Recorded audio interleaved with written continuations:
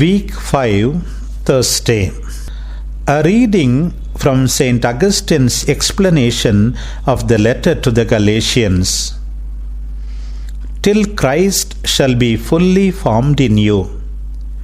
So the Apostle says, become as I am, who, though born a Jew, have now learnt by spiritual insight to treat all carnal matters with contempt.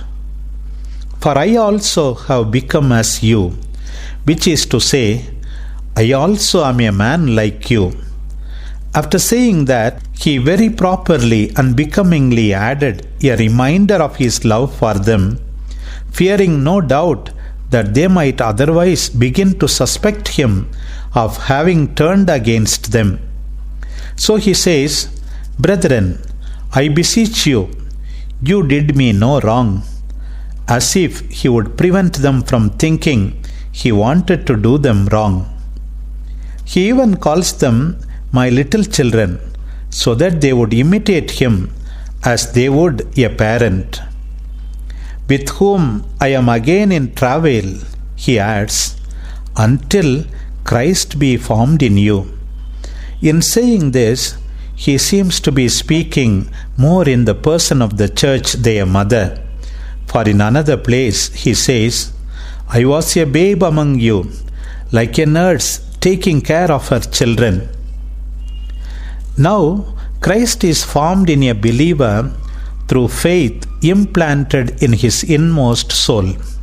Such a one, gentle and lowly of heart, is summoned to the freedom of grace, and he does not boast of the merit of works which are of no value.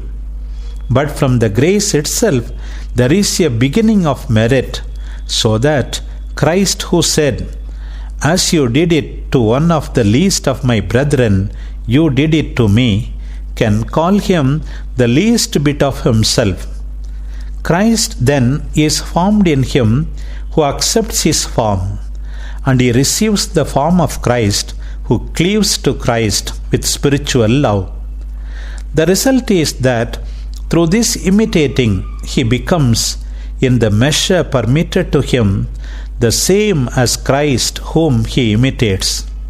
He who says he abides in him, says John, ought to walk in the same way as he walked. But since human beings are conceived by their mothers in order to be formed, and once they are formed or brought to birth through the pangs of labor, we can ask what is meant by the words, with whom I am again in travail until Christ be formed in you. We can take travail to mean the anxious care with which he was in labor, so that they might be born in Christ. And now again he is in travail because of the danger he sees them in of being led astray. The anxiety of such concern about them, which leads him to say that he is in some way in travail, can endure to the measure of the stature of the fullness of Christ, so that they may no longer be carried about with every wind of doctrine. Hence, it is not in reference to the beginning of faith by which they were born, but concerning the strengthening and perfecting of faith that he says, with whom I am again in travail until Christ is formed in you. Elsewhere, he commends this sort of travail in other words when he says, there is the daily pressure on me of anxiety for all the churches. Who is weak, and I am not weak? Who is made to fall, and I am not indignant?